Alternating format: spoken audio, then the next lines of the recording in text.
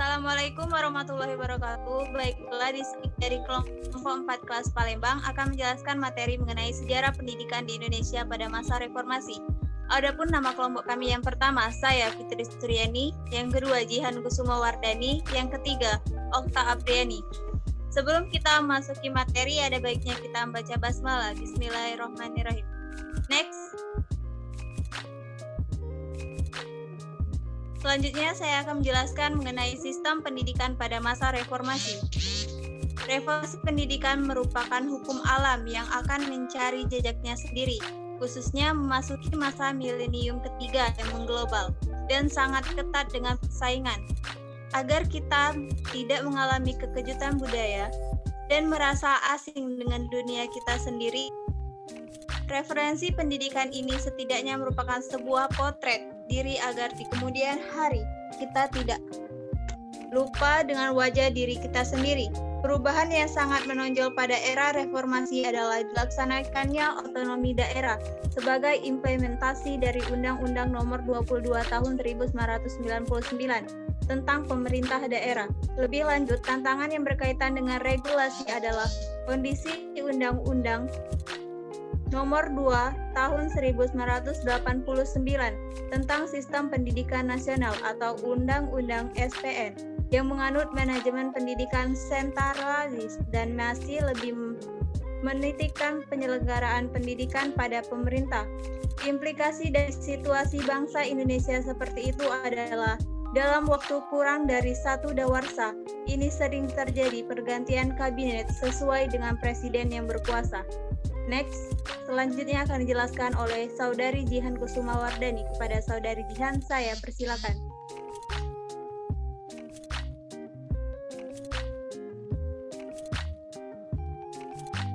Baiklah, saya akan melanjutkan presentasi penjelasan dari Saudari Fitri Suryani. Misi pendidikan nasional. Adapun misi dari pendidikan nasional adalah sebagai berikut. A. Mengupayakan perluasan dan pemerataan kesempatan untuk memperoleh pendidikan dan bermutu bagi seluruh Indonesia. B. Membantu dan memfasilitasi pengembangan potensi anak bangsa secara utuh sejak usia dini sampai akhir hayat dalam rangka mewujudkan masyarakat belajar. C. Meningkatkan kesiapan masukan dan kualitas proses pendidikan untuk mengoptimalkan kepribadian yang bermoral. D. Meningkatkan keprofesionalan dan akuntabilitas lembaga pendidikan sebagai pusat pembudayaan ilmu pengetahuan, keterampilan, pengalaman, sikap, dan nilai berdasarkan standar nasional dan global. Sekian penjelasan dari saya kembalikan kepada moderator. Baiklah, selanjutnya akan dijelaskan oleh Saudari Okta Apriani. Kepada Saudari Okta, saya persilakan. Baiklah, di sini saya akan menjelaskan mengenai materi karakteristik pendidikan pada masa reformasi. Pendidikan pada masa reformasi memiliki karakteristik, diantaranya ialah landasan pendidikan nasional yang telah tercantum dalam Undang-Undang Nomor 20 Tahun 2003 tentang Sistem Pendidikan Nasional yang berdasar pada Pancasila dan Undang-Undang Dasar 1945. Dalam hal tersebut terdapat 4 poin karakteristik pendidikan pada masa reformasi, yaitu yang pertama, pendidikan nasional bertujuan untuk mengembangkan kemampuan dan watak, di mana dalam hal ini pembangunan watak peserta didik agar menjadi manusia yang beriman dan bertakwa kepada Tuhan Yang Maha Esa, berakhlak mulia, sehat, berilmu, cakap, kreatif, mandiri, dan menjadi warga negara yang demokratis, serta bertanggung jawab. Yang kedua, perubahan sistem pendidikan sentralisasi menjadi desentralisasi. Di sini desentralisasi pendidikan sendiri merupakan salah satu model pengelolaan pendidikan yang menjadikan sekolah sebagai proses pengambilan keputusan dan merupakan salah satu upaya untuk memperbaiki kualitas pendidikan serta sumber daya manusia yang ada. Yang ketiga yaitu implikasi dari situasi tersebut seiring terjadinya pergantian kurikulum pendidikan yang telah diterapkan di seluruh Indonesia. Sebagaimana yang telah kita ketahui bahwasannya kurikulum pada masa reformasi telah mengalami 2 kali pergantian. yaitu yang pertama kurikulum 2002 atau yang biasa disebut dengan KBK, lalu kurikulum ini digantikan oleh kurikulum KTSP. Selanjutnya yang keempat, yaitu pendidikan pada masa reformasi lebih mengejar pada kebebasan. Sehingga ada beberapa perubahan dalam sistem perundangan pendidikan. Next.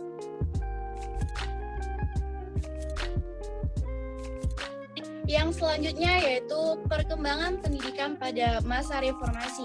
Perkembangan pendidikan pada masa reformasi sebagaimana pemerintah telah mencanangkan wajib belajar 9 tahun bagi anak Indonesia, kemudian diteruskan menjadi 12 tahun di beberapa daerah.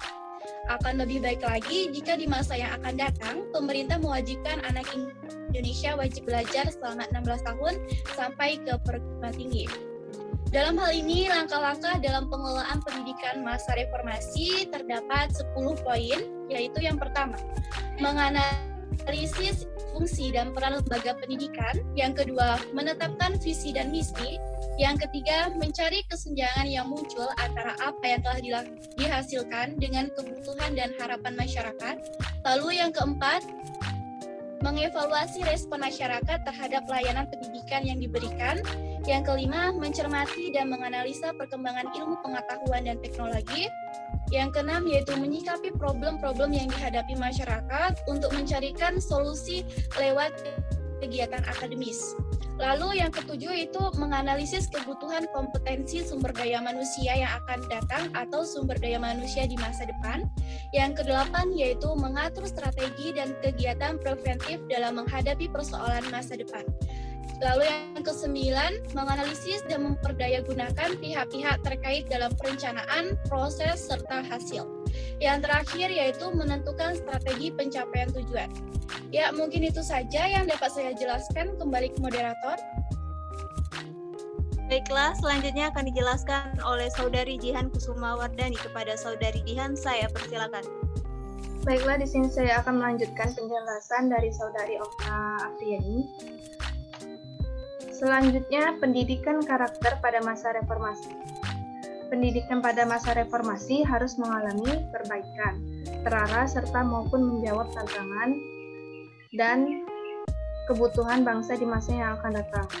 Di era reformasi ini, dunia pendidikan perlu difungsikan sebagai wadah atau ruang untuk mempersiapkan generasi bangsa yang memiliki kualitas dan daya saing yang tinggi, sehingga mampu bersaing dalam persaingan global.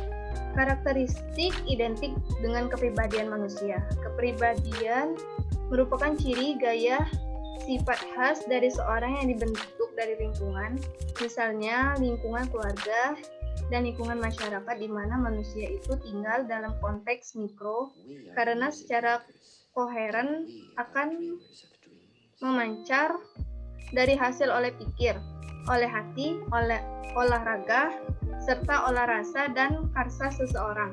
Karakter merupakan ciri khas seseorang yang mengandung nilai, kemampuan, kapasitas moral, dan ketegaran dalam menghadapi kesulitan dan tantangan. Sedang secara makro, karakter bangsa adalah kualitas perilaku kolektif kebangsaan yang khas baik dalam kehidupan berbangsa dan bernegara sebagai hasil oleh pikir, olah hati, olahraga, serta olah rasa dan karsa sekelompok orang yang berdasarkan pada nilai-nilai Pancasila dan norma Undang-Undang 1945, keberagaman, dan komitmen terhadap NKRI. Sekian penjelasan dari saya kembalikan kepada moderator.